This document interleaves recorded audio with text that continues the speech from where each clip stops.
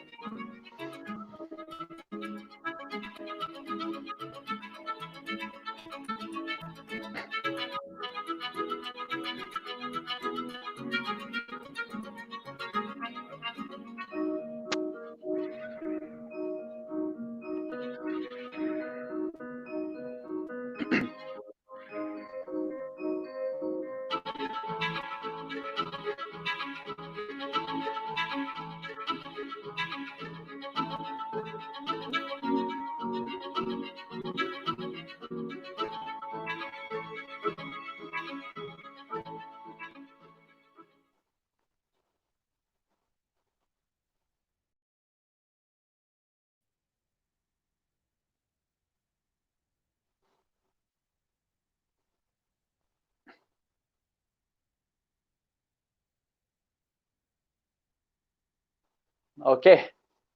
Hai kembali. So sebelum kita mula, apa kata kita minum dulu. Okay, so kita punya sponsor pada malam ni adalah daripada XS. Okay. Minum dulu.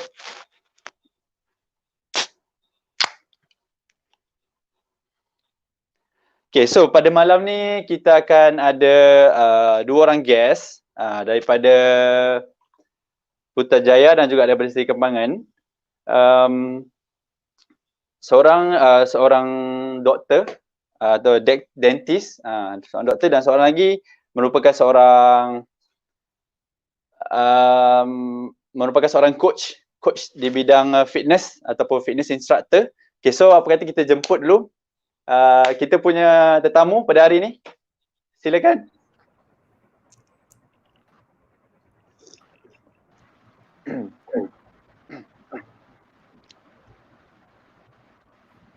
Okay. Oh, dekat sini.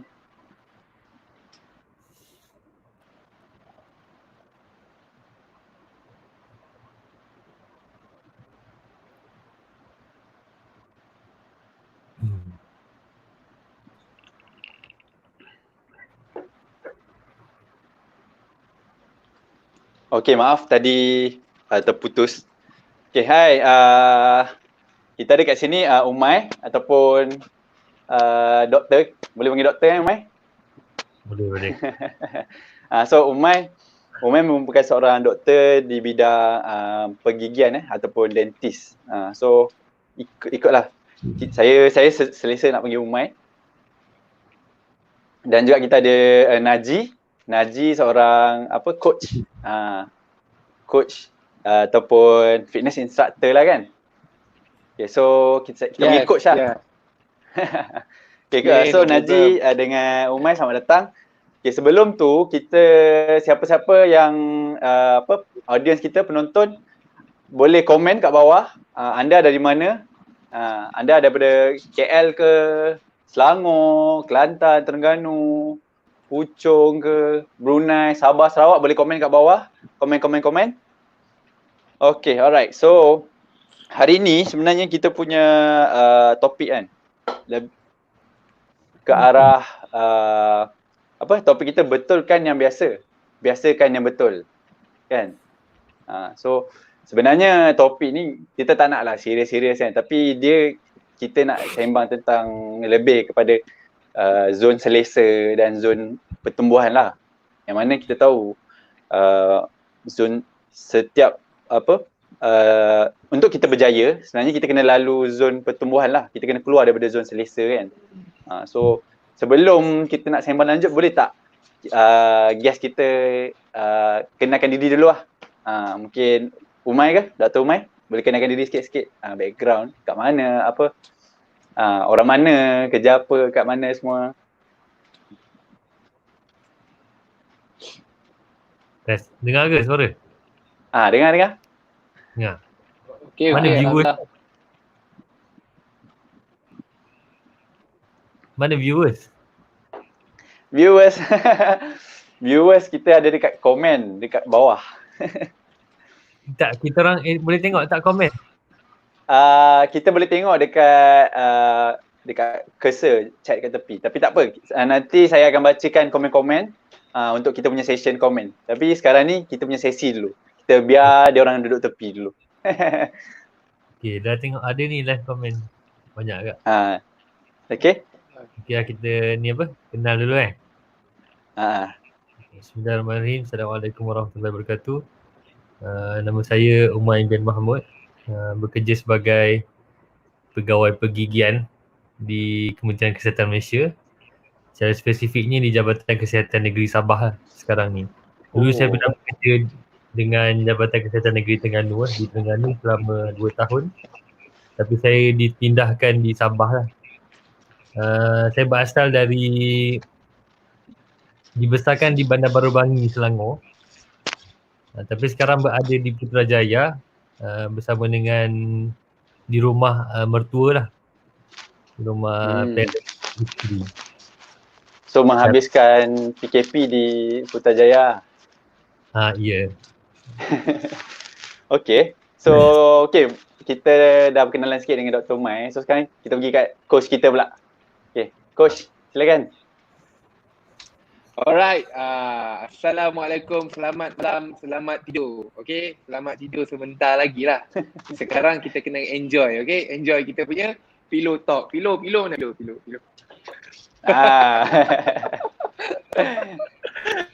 Alright, dan apa yang best, hari ni saya disponsor oleh XS, okay? Yeah, ni wajib ada guys, ni wajib ada. Baru kita boleh energetic malam-malam ni, pukul 11, nak masuk 11.30. So kena ada ni. Baru boleh energetic. Okay, good. Sebelum tu saya kenalkan diri dulu. Nama saya Muhammad Afifi Naji bin Ali. Boleh panggil saya Naji ataupun boleh panggil saya Coach Naji. Because what? Because of saya seorang tenaga pengajar dekat UKM, Universiti Kebangsaan Malaysia di Bangi.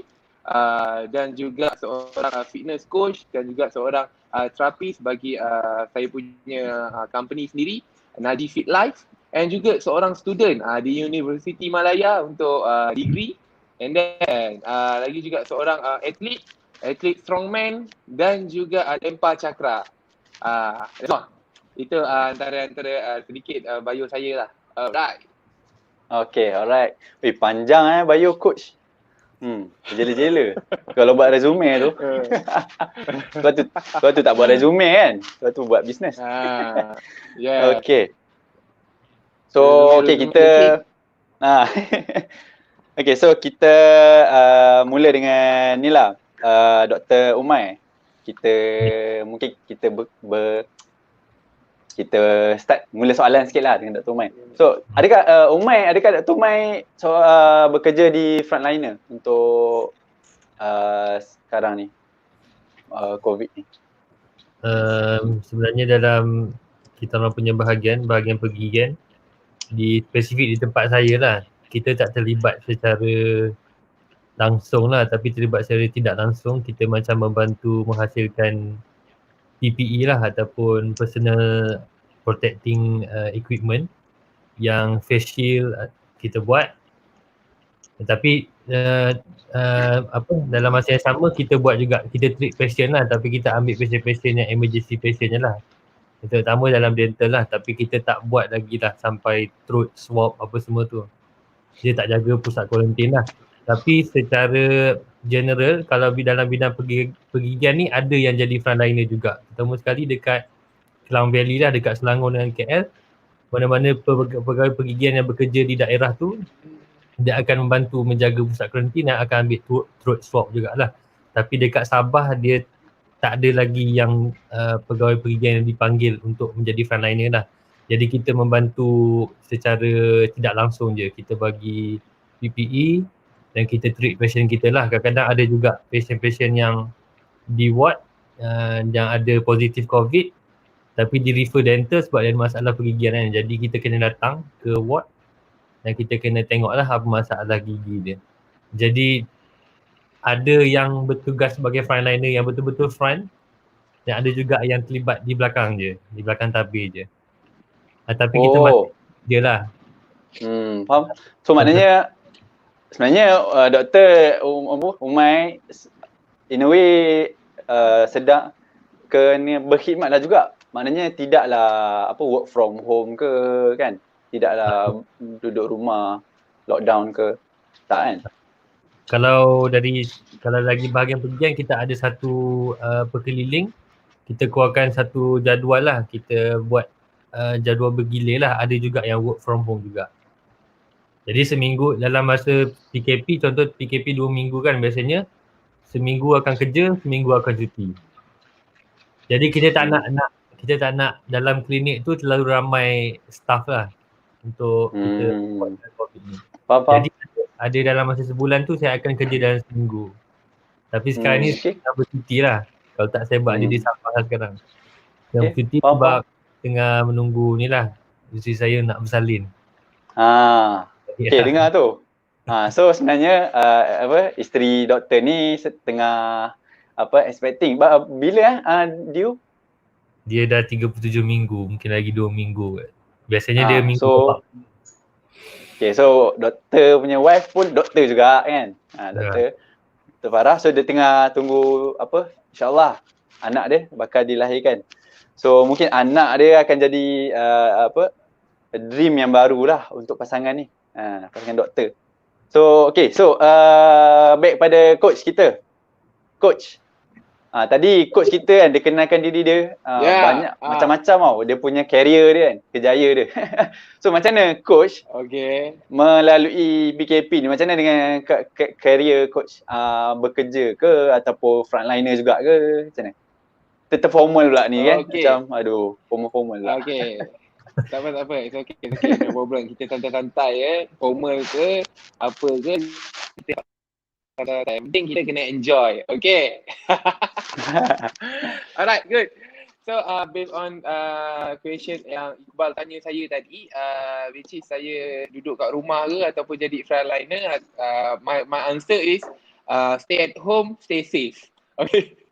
Saya duduk kat rumah saja. And all saya punya businesses macam fitness, and then saya punya therapist, and then lagi saya punya what we call yang sukan, semua sekarang stop. Semua sekarang stop lah.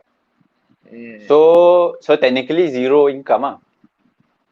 Technically zero income, tapi luckily 2 years before ataupun sebelum 2 tahun yang lepas, saya dikenalkan oleh ataupun saya dikenalkan oleh what we call senang cerita dari satu buku ni. What we call saya cakap buku ni diskon buku Cash Flow Quadrant, di mana buku ni dia menerangkan aliran income kita. Aliran income kita ataupun kalau kita bekerja, duit tu aliran yang mana, which is terbagi kepada 2 aliran, kita panggil satu adalah active income, and another one kita panggil passive income. And luckily the passive income way saya jumpa 2 tahun yang lepas. And alhamdulillah sekarang walaupun saya duduk di rumah, yes, saya ada total, actually saya ada 6 jenis income and 5 income saya adalah active income. Dan satu income lagi adalah passive income. Dan alhamdulillah Yang 5 income ni tak ada, memang tak ada, zero. And tapi saya ada satu lagi income, kita panggil passive income.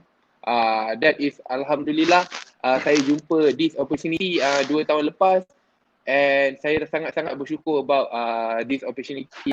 Alright. So coach, banyak sangat banyak benda yang coach, saya nampak macam banyak benda yang coach buat kan. Mungkin orang cakap coach ni coach lah, banyak masa kan. So apa komen? Apa komen? So, banyak masa boleh lah buat. Cakap pasal banyak masa ke tak ada masa ke, actually jawab soalan ni dia klise sikit. It's because what? Bagi saya, kalau orang yang cakap busy, saya busy. Actually dia bukan busy, tapi dia tak tahu manage dia punya masa. So ni betul kan yang biasa ni? Saya diberi 24 jam, Iqbal diberi 24 jam, doktor pun diberi 24 jam. Tak ada saya istimewa, saya dapat 25 jam. Tak ada. But how I can do a six type of income dalam satu masa is because again and again, senang cerita kalau kita nak belajar matematik, kita perlu jumpa siapa? Iqbal. Cikgu Mat Cikgu Mat Kalau kita nak belajar sejarah, kita perlu jumpa siapa? Cikgu sejarah And then kalau kita nak belajar pasal life, kita kena jumpa siapa? Kita kena jumpa orang coach yang memang dah sukses dekat dalam dia punya life, betul tak? And alhamdulillah saya jumpa one of my mentor, and seriously say this person bagi saya tak ada apa-apa pun talian darah dekat saya. But dia teach me really macam bagi saya dia seorang abang lah untuk saya. Because of him I can manage how to get 6 way of income. 6 type of income, yes. So okay, coach. So dalam perkataan yang simple, apa benda yang betulkan yang biasa? Maksud awak betulkan yang biasa, maksudnya yang yang coach cakap tadi, apa benda yang biasanya kebiasaan orang sibuk kan, tapi coach cakap kita betulkan yang kebiasaan. So apa yang sebetulnya? Okay, sebetulnya di mana maksudnya macam yang kalau biasanya orang cakap kita busy, biasanya orang akan cakap aku busy. Padahal minta maaf cakap dia seorang student je. Kerja dia belajar tapi dia punya busy macam mengalahkan doktor. Doktor? Okey, doktor mengalahkan doktor. Dia punya busy mengalahkan doktor. Aduh, tapi walhal kau student je. Tapi acah-acah banyak passion lah doktor. Doktor macam mana doktor? Senang cerita bagi saya, kalau orang yang cakap dia busy ni semua, actually dia bukan busy, tapi dia just tak tahu manage dia punya masa. So my recommendation untuk orang macam ni, first thing first, you need to have an open mind. Seriously say, you need to have an open mind kalau orang macam ni.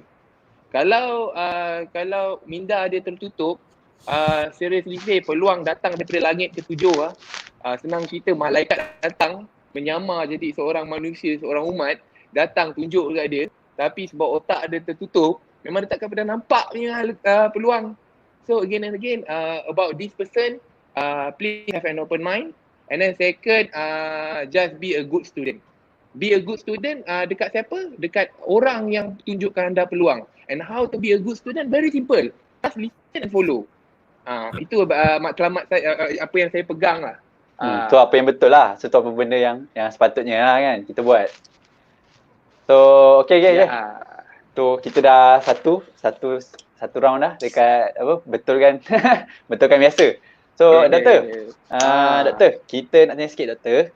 Boleh tak kongsikan doktor share lah sikit Dr. Umai. Macam mana journey doktor jadi doktor lah. Macam mana ataupun your lifestyle lah sekarang, lagi-lagi musim sekarang ni. Sebab tadi ada cakap daripada Sabah kan. Maksudnya sempat lah PKP dekat Sabah ke tak? Sempat. So boleh tak share sikit? Macam mana?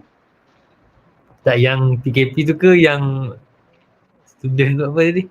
Mana-mana je. Kalau PKP kat Sabah, saya sempat rasa sampai PKP 3 lah. So kalau ikut jadual kerja masa PKP 1 dengan PKP 2 saya tak kerja. PKP yang ketiga tu saya bekerja. Kalau dari segi patient flow tu lebih kurang je hari-hari ada je patient, ada je orang sakit gigi, ada je yang muka bengkak. Muka bengkak ah. Muka bengkak disebabkan infection daripada gigi lah. Jadi kalau patient-patient yang bengkak macam tu kita bagi antibiotik lah. Suruh bengkak dulu, lepas tu kita suruh dia datang untuk buat cabutan gigi lah. So maknanya biasa, maknanya doktor kerja macam biasalah kan. Kerja macam biasa lah. Cuma kena pakai tu semua tu. Yang apa? Balut satu badan tu. Tapi kita screening dulu lah sebelum kita bagi patient masuk ke klinik kita. Kita tanya betul lah ada kontak ke tak, ada history pergi luar negara ke tak. Semua tu kita kena tanya dengan betul-betul lah. Kadang-kadang dekat luar, maknanya risiko tu tinggi lah. Kadang-kadang daripada kat luar, dekat kaunter dia cakap tak ada, masuk dalam dia cakap ada pula. Jadi patient ni kita kena pandai tackle sikit lah. Tackle satu hal kan, tapi risiko tu lah kan, risiko lah. Risiko. Satu lagi yang kita tak buat, benda yang kita tak buat, treatment yang kita tak buat, scaling dengan filling. Sebabnya itu menyebabkan ni lah, kita pakai satu alat kita yang kita panggil handpiece nama dia. Alat tu dia akan menghasilkan aerosol lah. Dia akan menyebabkan alio patient tu terkeluar daripada dan akan terkontak dengan kita lah. Jadi bahaya benda tu. So kita tak buat benda tu, kita buat treatment yang emergency je. Contohnya budak terjatuh, dia punya bibir terbelah, kita kena jahit lah. Ataupun ada budak jatuh ataupun orang tua pun jatuh, gigi patah ataupun tercabut. Benda-benda yang emergency tu kita buat. Tapi setakat nak cuci gigi, kalau ada karang gigi, kita tak buat lah. Ataupun gigi berlubang yang tak sakit, kita tak buat. So kita kita pilih patient yang betul-betul perlukan rawatan, baru kita buat lah. Yang high priority lah. Ya. Okay, tadi soalan yang lain satu tadi. Soalan lagi satu apa ni? Journey Macam mana journey lah jadi doktor? Dah belajar. Cerita sikit lah, saya ringkas. Saya mendapat ijazah di Tanta University di Mesir, Egypt. Saya grad 2016 dan mula start kerja 2017 lah. Jadi masa student tu macam biasalah, study, kena pass exam. Itulah akhirnya berjaya dan menganggur dalam 8 bulan macam tu dan dia dibagi kerja oleh Kementerian Kesihatan. Dan saya mula first posting saya di JKN Terengganu, Jabatan Kesihatan Negeri Terengganu, dan pernah attach di hospital selama sebulan di HNZ lah, Hospital Sultanah Nur Zahirah. Dekat dia, kalau nak faham tentang dentist ni, dia ada hospital base dengan clinic base. Clinic base. Kalau dekat klinik kesihatan tu ada doktor gigi, dekat hospital pun ada doktor gigi. Tapi doktor gigi di hospital ni dia ada kepakaran lah. Satu bedah mulut, satu lagi pergigian pediatrik. Jadi patient-patient yang budak-budak yang perlu hospitalize di bawah pergigian pediatrik. Kalau satu lagi bedah mulut ni yang menyebabkan macam contoh rahang terbelah, accident motor, dia punya tulang pipi ni patah, dia punya tulang rahang ni patah, jadi yang tu doktor gigi yang akan handle lah. Ataupun lidah dia terbelah ke apa, itu semua hospital base. Kalau klinik base, benda-benda yang simple je. Tampalan, cucian, rawatan akar, cabutan. Itu kena faham.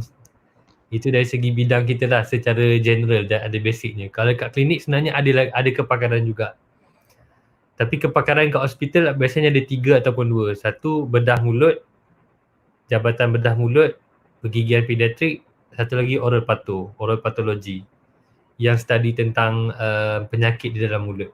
Kalau dekat klinik kita ada pakar gusi, pakar periodontik, pakar ortodontik yang braces tu, pakai ortodontik untuk khas untuk rawatan akar, pakai restoratif untuk crown and bamboo. Lepas tu semua yang lain-lain tu rawatan primer lah kita panggil. Rawatan yang paling simple, paling mudah. Dan saya ditugaskan untuk menjaga di klinik je lah. Tapi kita setiap doktor gigi masa first year dia masuk kerja, khidmat wajib tu dia ada, kita ada posting, hospital posting lah. Untuk kita belajar dan kita boleh manage di daerah masing-masing. Kita belajar di hospital negeri, kalau kita balik daerah nanti kalau ada kes, kita boleh handle lah kes-kes macam tu.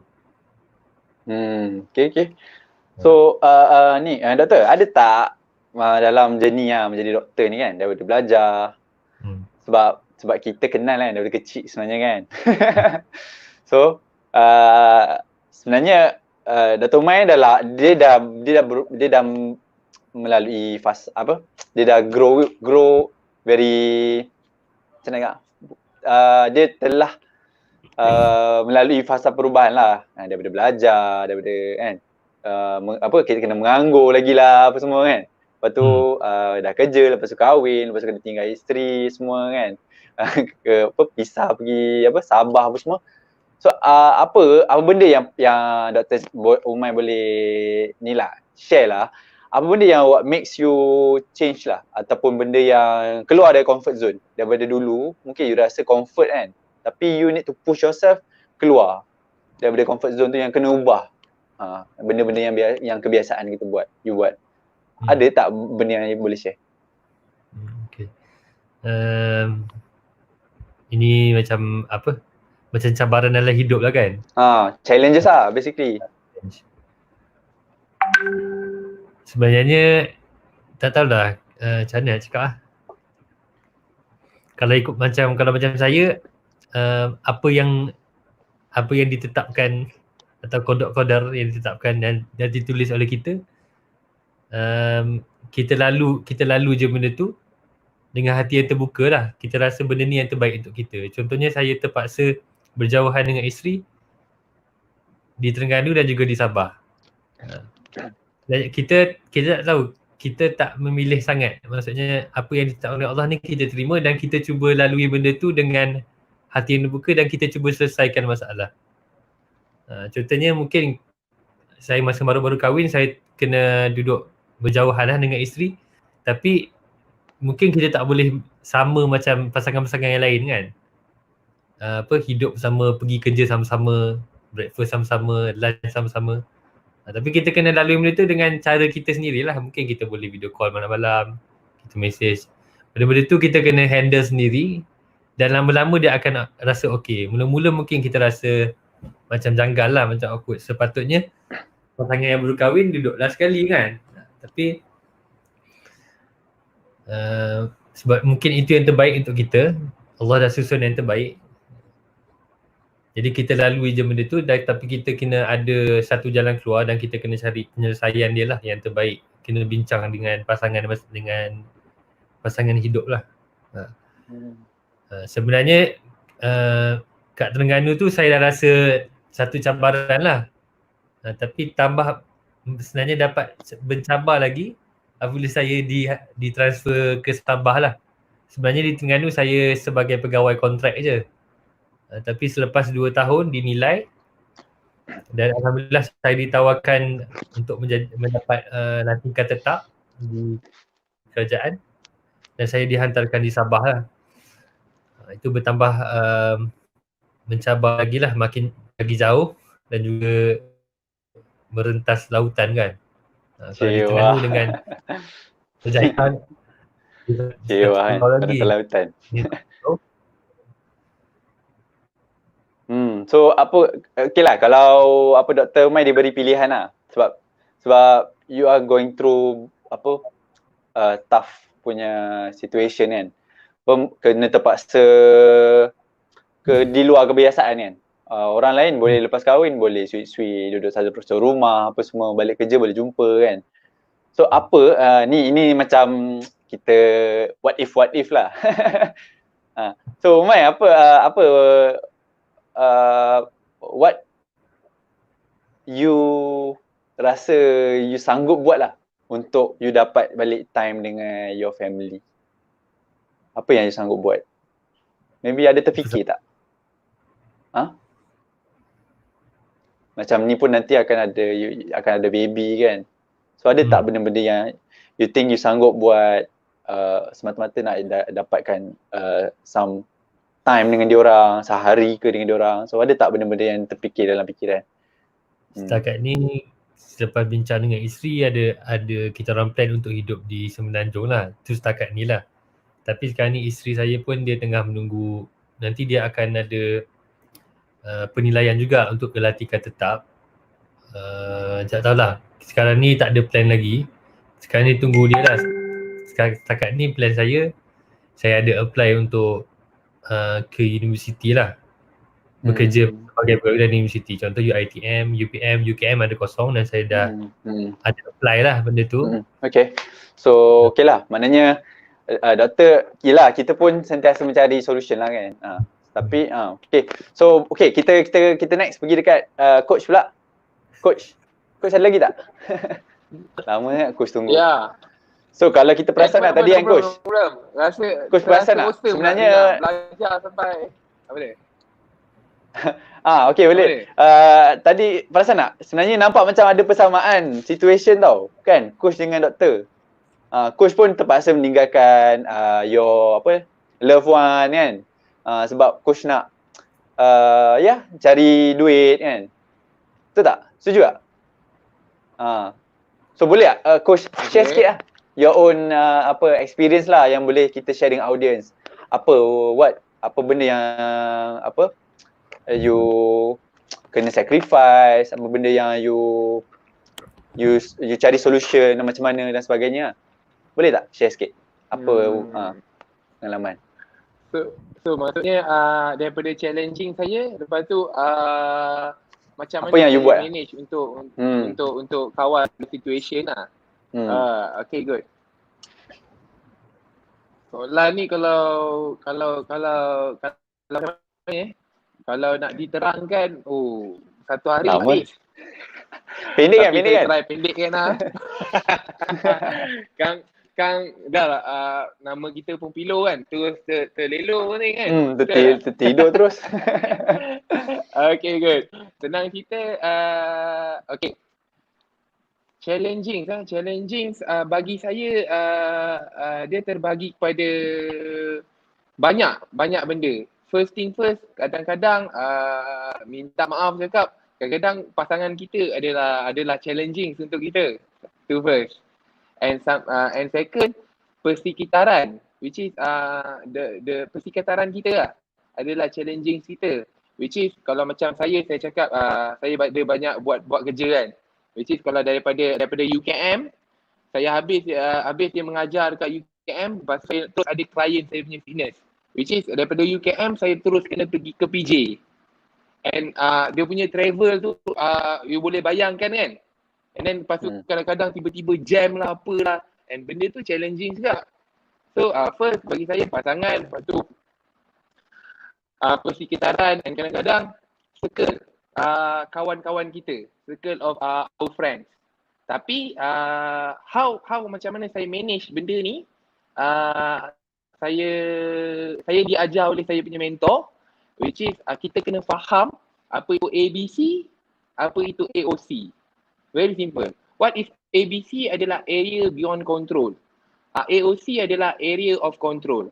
Okay, area beyond control macam saya cakap tadi, daripada UKM nak pergi PJ.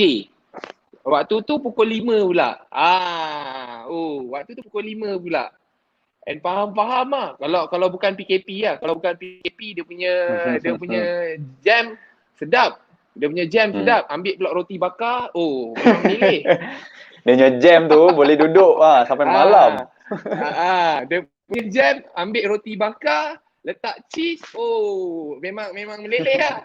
So tu first ABC. Maksudnya you tak boleh control benda tu. You memang tak boleh control benda tu. So what you can control? So bila saya first thing first, you kena manage you punya jadual lah. You kena manage you punya jadual, you kena tengok you punya jadual. And then kalau saya ada sebagai contoh saya gap antara UKM ke PJ tu dekat, saya akan ambil keputusan untuk naik motor lah. Terpaksa lah naik motor. Because of dengan naik motor saja kita boleh cepat. Okay. Dan lagi satu saya kena manage masa saya. Contoh, kita ambil, kita nak selamat kan, kita tak nak rushing, kita ambil je perjalanan kita at least sejam. So kalau saya habis mengajar dalam pukul 4 ke 5 ataupun 4 ke 6, saya kena letak klien saya at least pukul 8. Jangan letak pukul 7.30. Jangan letak pukul 7. Okay. Macam tu lah. Which is, apa yang saya nak try sampaikan adalah ABC dengan AOC. Ataupun kalau kita punya pasangan pula. Tiba-tiba dia tengah datang bendera ke, tengah datang tiba-tiba mood the swing ke apa semua. Benda tu kita tak boleh kontrol. Kita tak kontrol. Apa yang kita boleh kontrol adalah diri kita. So how we manage diri kita? Bila senang cerita bagi contoh tiba-tiba datang pula mood dia tak betul. Dia membebel. So apa yang you boleh kontrol? Kontrol dia punya mood. Dia tengah api, you jadi air pula. Benda tu senang cerita dia take time lah. Dia take time. Seriously say dia take time. And again, kalau nak tahu benda tu pula, sebab benda bila AOC adalah area of control. Area of control you kena tahu adalah diri you je. So macam mana you nak tahu diri you kena baca buku ni pula. Which is personality plus. You kena tahu apa kategori ciri-ciri diri you. So adakah you ni jenis orang yang nak tegar ke? Adakah orang anda adalah seorang yang jenis super funny? Super Okay, Najib. funny. Kalau macam Najib, I think you kena tahu. ada soal, ni nak soalan yang lagi satu lah, last from Okay, boleh. Apa? Host. Nanti kita korek soalan daripada penonton pula daripada audience. So audience boleh start bagi soalan apa benda yang you nak tahu daripada guest ataupun dekat saya ke, boleh tulis kat bawah tu, nanti kita akan korek. So okay, ni last lah untuk coach. Coach saya dapat tahulah yang coach duduk di mana? KL kan, terpaksa tinggalkan your family. Seri Kembangan. Your family, your parents kan, jauh dengan your anak kan. So macam mana you control benda tu? Maknanya apa benda yang you buat lah untuk overcome benda tu dari sudut short term dengan long term lah. Kalau boleh cerita sikit lah. Dah 5 minit ke, pendek-pendek kan. Okay, senang cerita. Again, you kena pandai susun you punya jadual. Itu sahaja. You kena pandai untuk you susun you punya jadual. Macam mana nak susun jadual? Seriously say, it's just a matter of time. Benda ni ambil masa. Sebab sometimes benda yang baru ni kita nak belajar mesti ambil masa. So again and again, bila you are in a learning process, senang cerita macam mana kita nak cakap, macam mana be a good student lah. Yes, be a good student.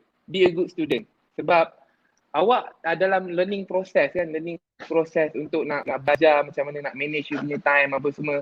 Again, pasal AGU for sure mesti ada kan. Sebab lagi-lagi kalau jenis macam saya ada je saya punya pendapat kan.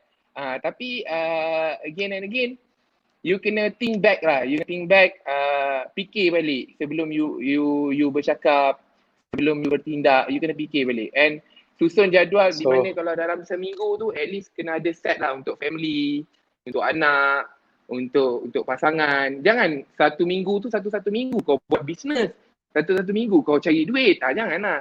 Kita kena susun. Ada masa untuk dengan family, ada masa dengan anak, ada masa dengan pasangan, ada masa kau cari duit, ada masa kau belajar. Kena manage lah benda tu. So coach, kalau saya boleh tanya, what did you do untuk dapatkan balik masa dengan orang yang tersayang lah? Sebab takkan sampai 10 tahun lagi coach nak jadi coach. I mean, you nak still macam ni kan, you kan nak kena tinggal anak you punya parent, duduk jauh-jauh semua kan. So what's your short, long term punya ni lah solution? Boleh tak share? Iqbal ingat lagi tak pada mula-mula kita punya conversation di mana saya cakap active income dan passive income. Iqbal ingat lagi tak? Okay. Benda ni actually memang saya dah fikir lah. Seriously saya minta maaf cakap penat. Benda yang saya buat ni penat gila.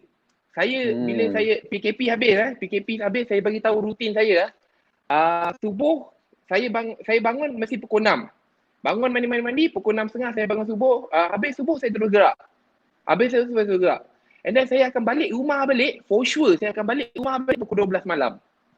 For sure saya akan balik rumah pukul 12 malam. Paling awal pun saya akan balik dalam pukul 10.30 malam. Paling awal. Tu laki tu paling awal. So cuba fikir sampai bila kita nak terus benda ni? Sebab tu saya belajar pasal benda ni lah. Di mana active income, passive income. Active income kita bekerja untuk duit. Kalau passive income adalah duit bekerja untuk kita. Saya suka very like dengan Warren Buffett punya quotes di mana if you don't know how to make money while you are sleeping, you will work until die. So that's why saya cari opportunity, saya cari peluang. Macam mana saya nak create duit bekerja untuk saya. And Alhamdulillah, I find saya jumpa jalan dia which is by building social e-commerce. Social e-commerce punya business. Alhamdulillah. Okay. So kita pun dah nak dekat sampai ke segmen next kita, iaitu supper break. Okay. So sementara kita ada supper malam-malam ni. Yes. Mestilah nama pun pillow. Okay. So supper break nanti, sementara kita tunggu supper break, minta audience komen-komen dekat bawah apa-apa soalan kita nak tanya. So lepas ni kita akan jawab soalan-soalan daripada kita punya audience lah. Okay. So kita break. Kita layan dulu VT. Okay.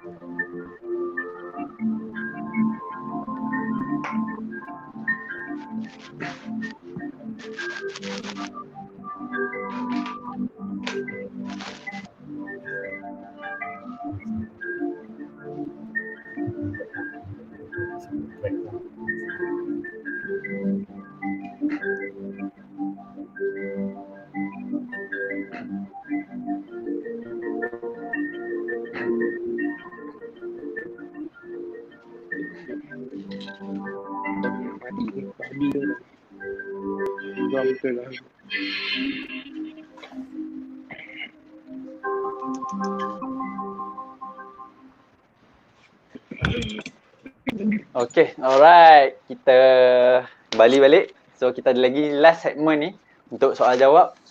Kita korek-korek soalan. So sebelum tu kita punya sponsor malam ni daripada Vergol Kurma. Okay. So sambil-sambil tu. So doktor dengan coach ada apa-apa makan supper ke yang untuk share? Siapa makan malam ni? Makanan tadi. Meliwat sangat ni. Oh lupa coach. Okay coach. Sorry coach. Coach tak makan. Minum air. Aduh. Dah malam. Nasib baik Dr. Umay dia air masak. Nampak play safe sikit. Aduh. Okay. So kita tengok soalan. Tapi kurma okey. Good shoot. Pilihan yang terbaik kurma. Kurma. Okey. Okay. So soalan. Ada soalan ni untuk doktor. Apa pendapat doktor tentang sekarang ni ada new normal?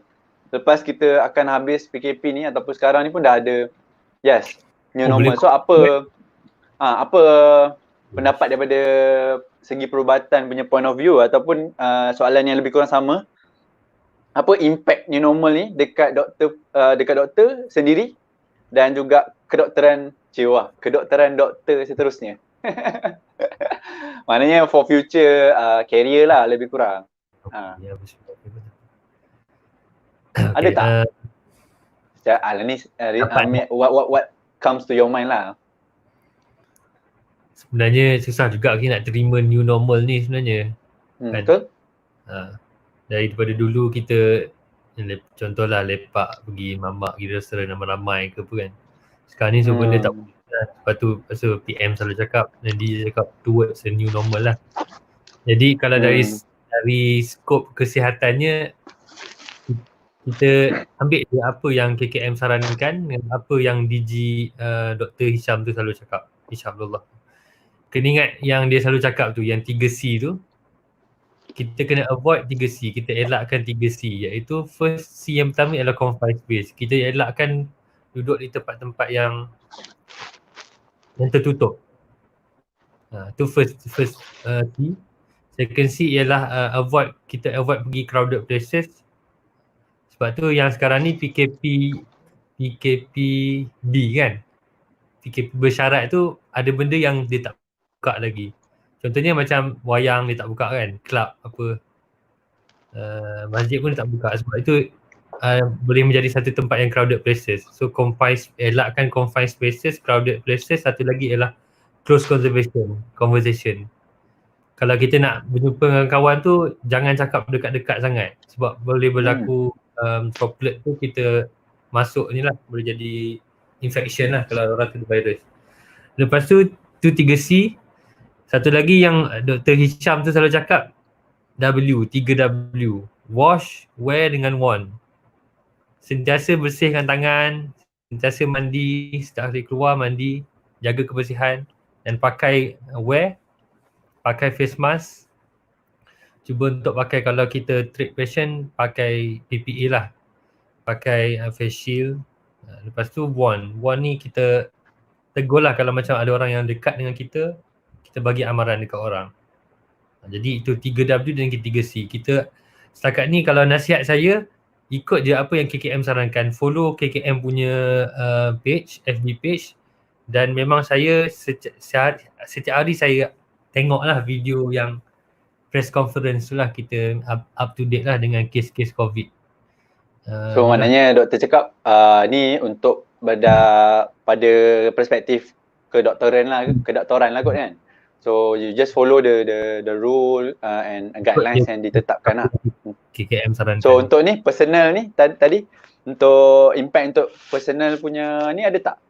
Impact tu saya tidak nak pergi sangat sebab sekarang ni pekerja-pekerja staff KKM pun sepatutnya dah habiskan kontrak, dia kena sambung kontrak lagi 6 bulan.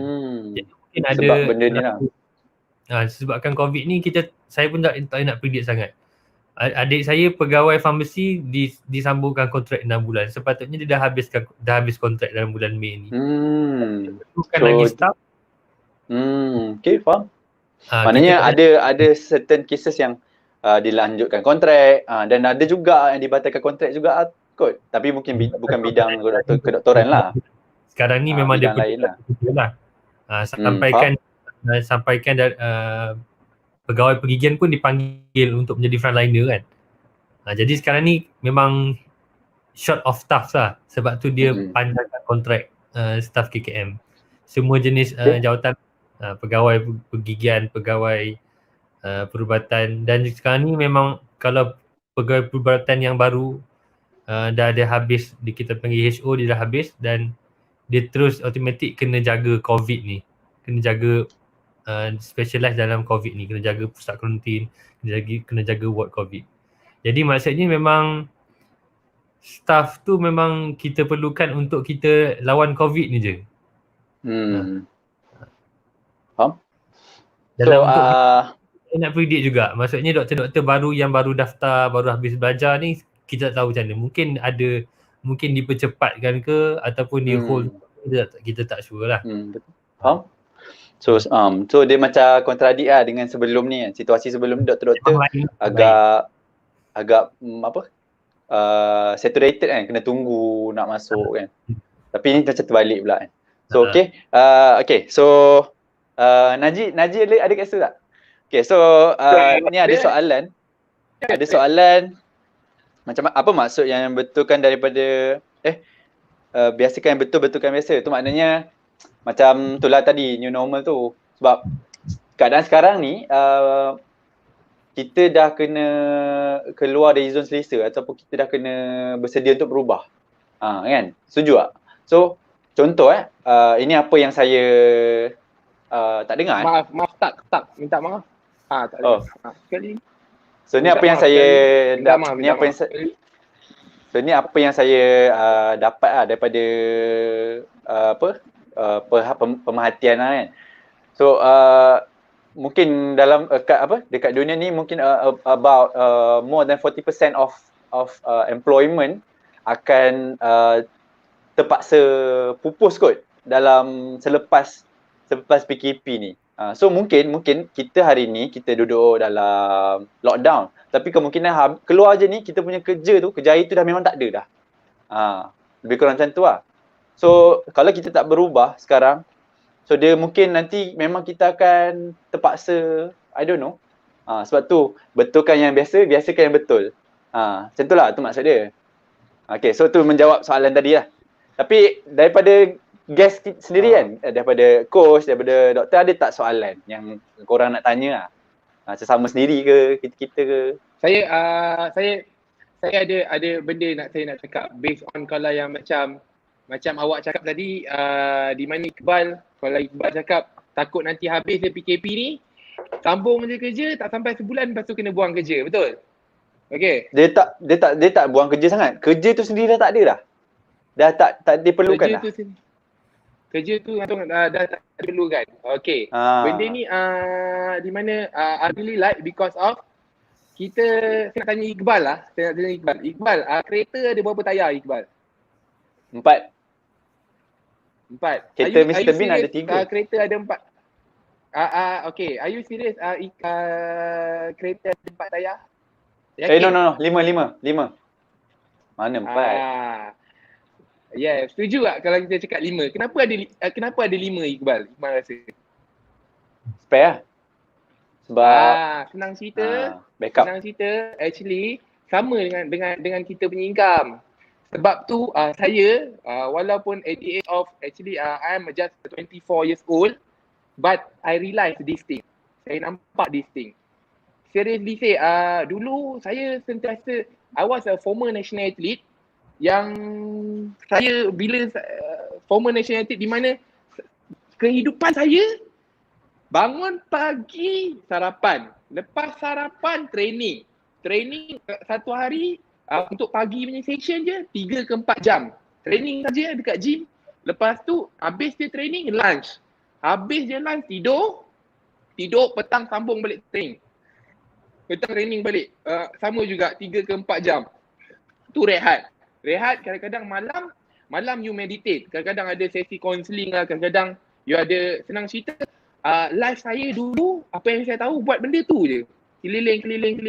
Sampai ada satu person di mana my mentor cakap, you rasa sampai bila you boleh bersukan lagi? And that question memberi impact yang sangat besar untuk saya. And then dia bagi tahu saya about kereta.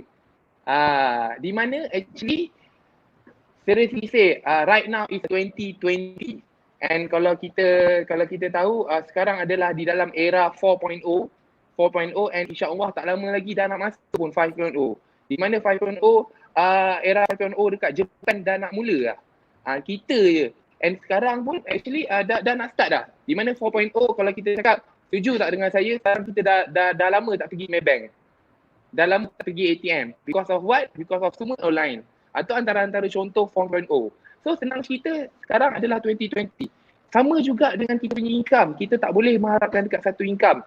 Kita kena ada backup plan. Kita kena ada backup income. And Alhamdulillah, I realise that thing. Because of that, walaupun 5 income saya hilang, saya rasa selesa and saya still boleh survive. Saya still boleh sara saya punya family, saya punya anak, saya punya saya punya pasangan.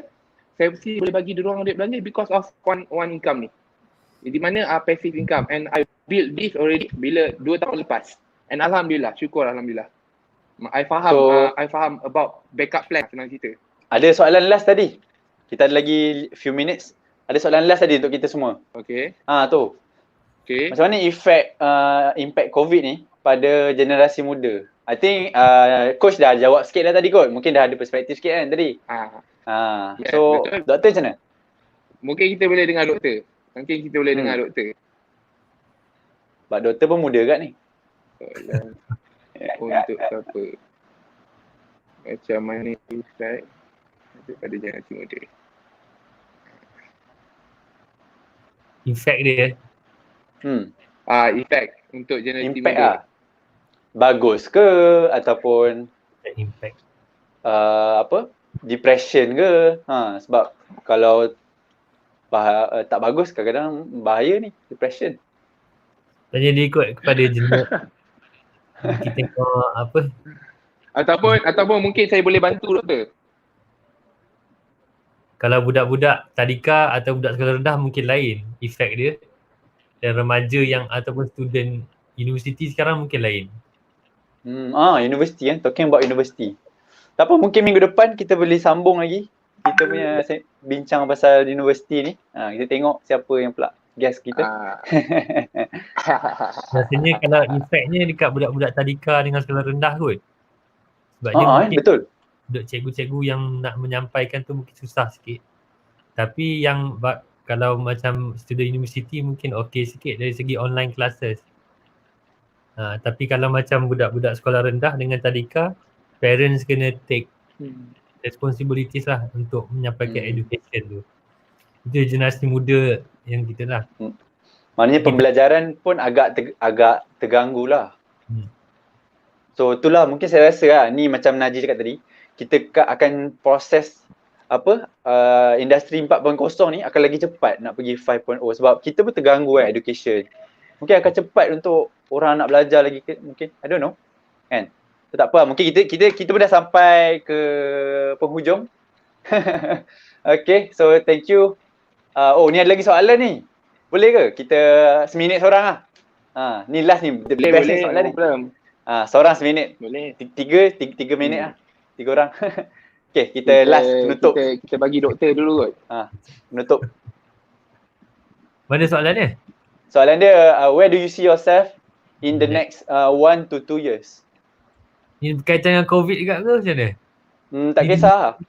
Your whatever lah, your spiritual journey ke, your financial journey ke, development, whatever, your life.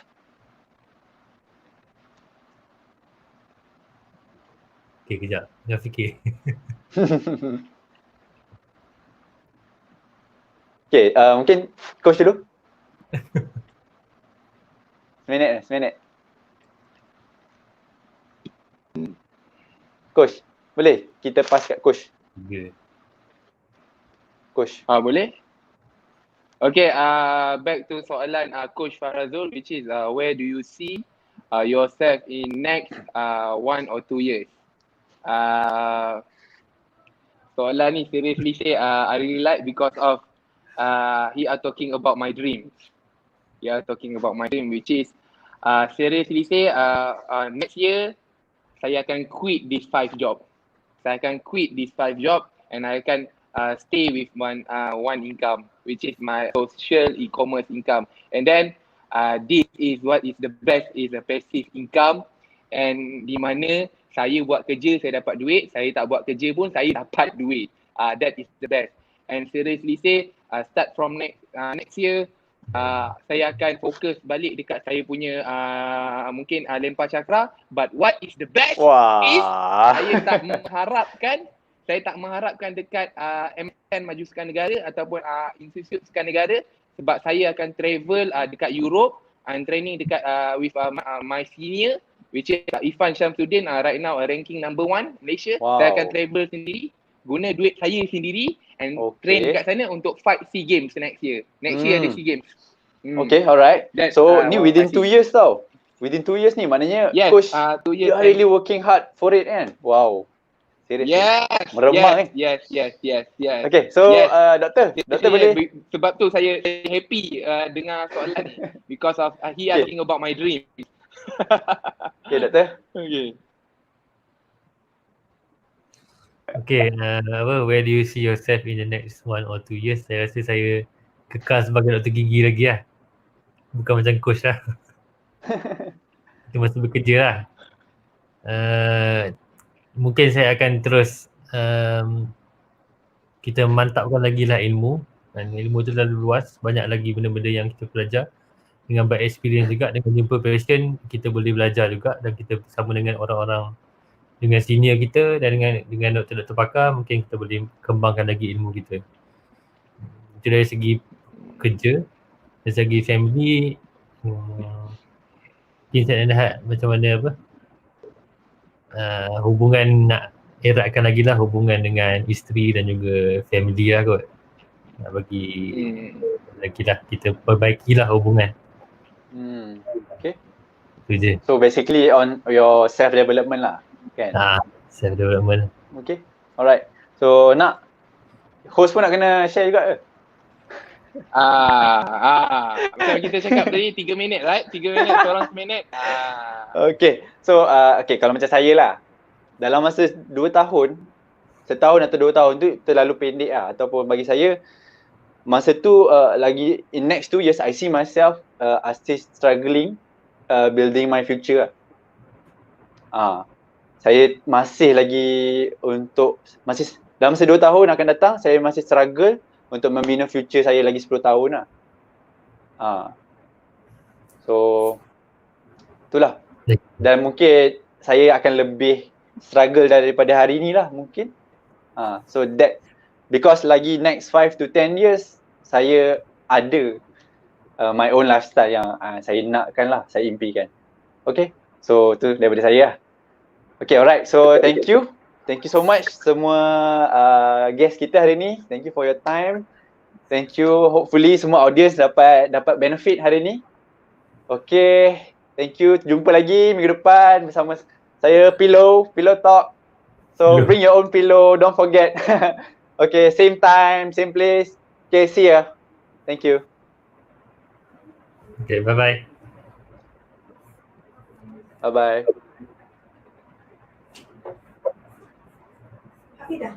Dah habis.